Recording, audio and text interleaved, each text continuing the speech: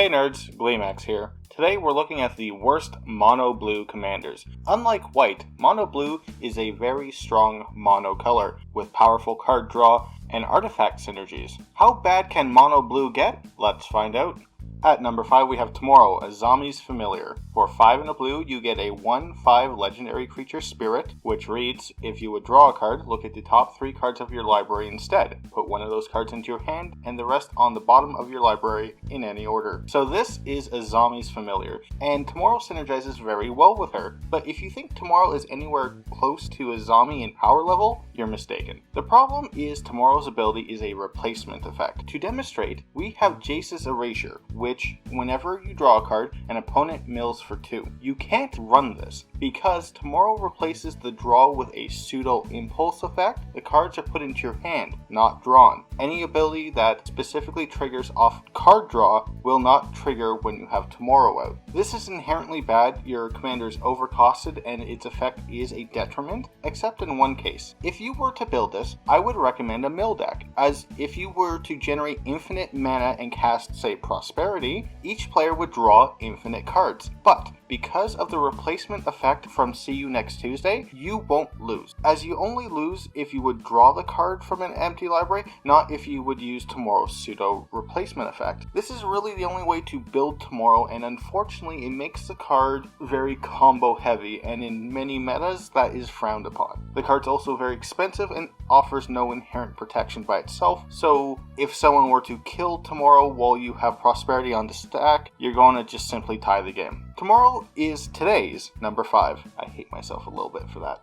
At number 4 we have Misform Ultimatus. Misform Ultimatus is a 3/3 for 3 and a blue, and it is every creature type, even if it's not on the battlefield. This is the Changeling ability. That's to say, this ability is found on common creatures with other abilities and other effects, and usually just is regulated to draft chaff. This is not a good card now, but in its heyday, it was mediocre and kind of unique.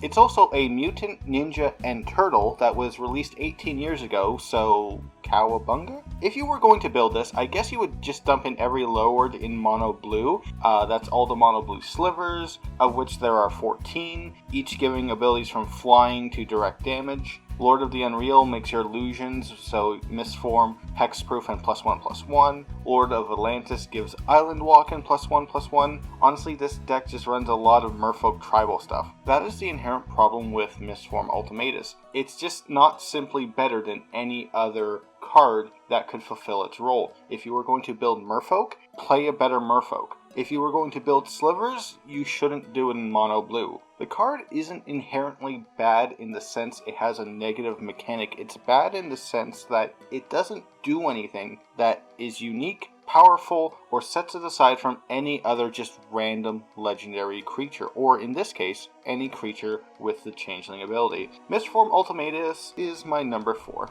At number 3, we have Atemsis, the All-Seeing. For 3, blue, blue, blue, you get a 4/5 Flying Sphinx with pay 2 and tap, draw 2 cards, then discard a card. Also, whenever Atemsis, the All-Seeing, deals damage to an opponent, you may reveal your hand. If cards with at least 6 different converted mana costs are revealed this way, that player loses the game. First off, the art is genuinely freaky to me. The wing, eyes, and the face and the proportions are just, Okay, so at 4/5, he's a decent body, and the tap ability is good for card advantage and card selection. So why is Atemsis number 3? It's the amount of hoops you have to jump through to get this thing to trigger its second ability and actually kill a player. First, your general comes down for 6 mana. It has no inherent protection. You gotta give it Swiftfoot boots or something so it doesn't immediately die. Flying is decent evasion, but he has to hit one opponent to trigger, so a simple 1/1 flying token is going to stop him dead in his tracks. Lastly, the deck building restriction. You're forced to run cards of converted mana cost 0 through 7 or 8 at even levels to consistently trigger his ability.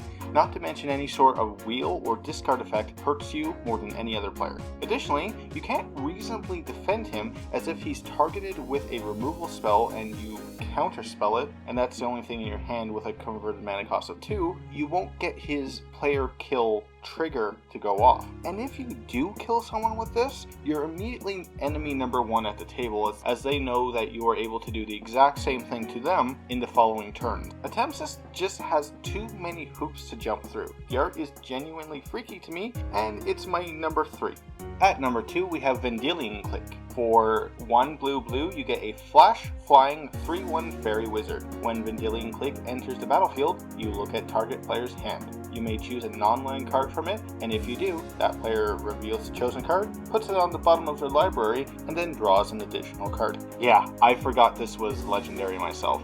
A staple in Modern, Clique is great for both 1v1 beatdown situations and arguing about the correct pronunciation of its name. I'm not 100% sure why it's legendary. Are these 3 fairy friends just known throughout all of Lorwyn? I'm not a lore person, so the problem with Clique is your general simply doesn't do enough. Yes, it's an efficient beater, and you can cause some hand shenanigans after your opponent's tutor for a combo piece or whatever, but that's about it. Though they'll probably see it coming as it's in your command zone, so they'll make every effort to avoid allowing that. Also, yes, you can target yourself with the shuffle effect and card draw, I know. Clique is my number 2 worst commander because it does nothing but be an efficient threat in a blue shell. It's not made for the general spot, rather it's better in the 99. I just can't see a reason running this over any larger, more impacting threat. It offers no build around potential, and I think it's only legendary for balance purposes. Clique is number 2.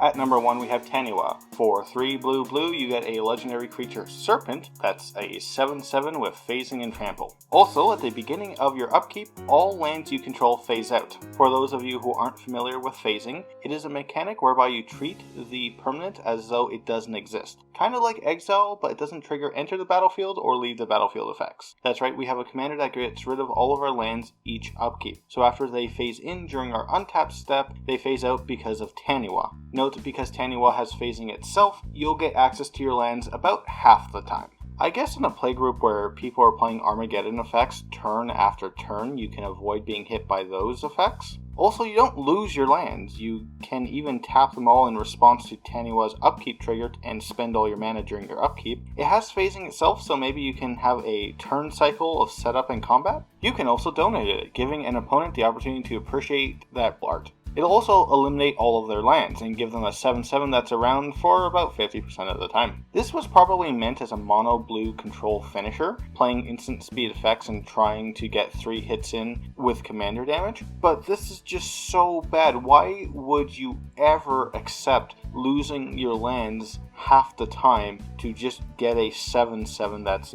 moderately cheaper? Literally running anything else or not running a commander would be better than running Taniwha. It's not good. It is a huge hindrance, and when one of the selling points of the card is you can donate it and severely hurt your opponents for doing so, it means you shouldn't run the card. Taniwha is my definitive worst mono blue commander. Alright nerds, that's it for today. Which mono blue commander do you think is the worst? Next up is black. Leave your suggestions for the worst mono black commanders in the comments below. And did you know, only 16.4% of people who watch these videos are subscribed? Thanks nerds.